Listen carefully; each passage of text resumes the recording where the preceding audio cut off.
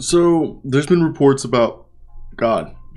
Sorry, did not mean to hiccup like that. But there's been reports that Tom Thibodeau rather keep our man RJ, not RJ, Quentin Grimes over RJ Barrett. God damn. And this is something that I've actually floated out before. People called me stupid. So there were reports earlier in the offseason that the Knicks didn't want to pay RJ Barrett. Okay, the Knicks and a lot of teams didn't want to trade for RJ Barrett because nobody wanted to extend him, because you don't want to be the one to extend a player like RJ Barrett, because it's kind of like extending Julius Randle.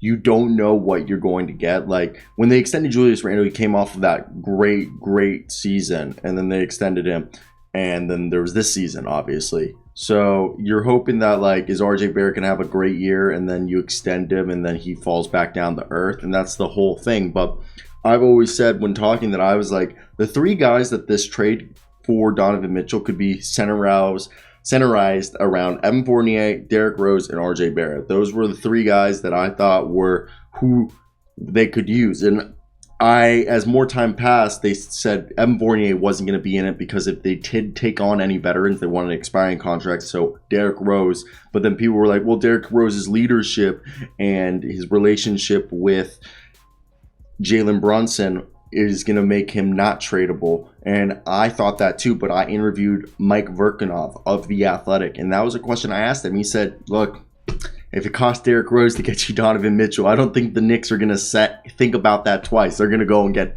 Donovan Mitchell if it includes Derrick Rose or if it doesn't include Derrick Rose. So as Marc Berman of the New York Post reported today, the Knicks are still trying to find a way to bring in Donovan Mitchell. But it's been reported that the original talks were centered around, multiple industry sources, that they were turned off when Danny Ainge asked for 7 first-round picks and players, and that ended the trade talks immediately. But now they've restarted the trade talks, but the Knicks' major concern, according to sources, is giving away too much future assets, which leaves them stuck in an area far below championship contender. Adding Mitchell, they believe the Knicks, would be good enough for a 10-game leap to a 47 victories or even close to 50 victories that would put them into the playoffs as viable second-round threats, but nothing more. And they don't want to basically become the Utah Jazz of the East, where they're just a team that's built for the regular season and they're just perennial, second round and out busts. All right. And for me, it's also been reported that there's a belief around the league Tom Thibodeau would rather give up RJ Barrett than shooting guard / wing Quentin Grimes, who came off a great rookie year, whose rookie year ended great. His summer league was amazing. He's looking quicker, more sculpted, and Grimes is the better defender and three-point shooter between him and Barrett. And Ainge is hot to acquire Grimes for his Jazz rebuilding plan. One individual believes Grimes would likely be amenable to joining Utah, since Brunson-Mitchell backcourt would be a roadblock to ever becoming a Knicks starter, unless they were trying to make him a small forward, which I wouldn't mind that. He's just a little shorter. So what do you guys think? I think that's what it is. I've always said I'd like Quentin Grimes more. KU baby. All right. So he went here. I know he wanted to transfer to Houston, and really he was better at Houston. But I'm still take credit for some of that, okay? And look, for me, it's just, you look at this situation. What do you guys think about this?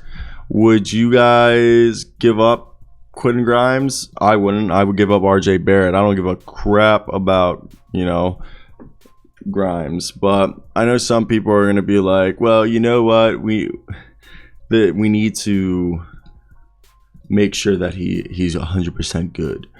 But again, I think the whole situation's interesting in its own right. Okay, like, is this what's going to happen? Is this what needs to happen? I don't know. And that's where I want to hear your guys' thoughts down below in the comment section. If you were in this situation, what would you do and why? Okay, I always find, like, the trades and stuff are always interesting, and it's funny. Okay, I think.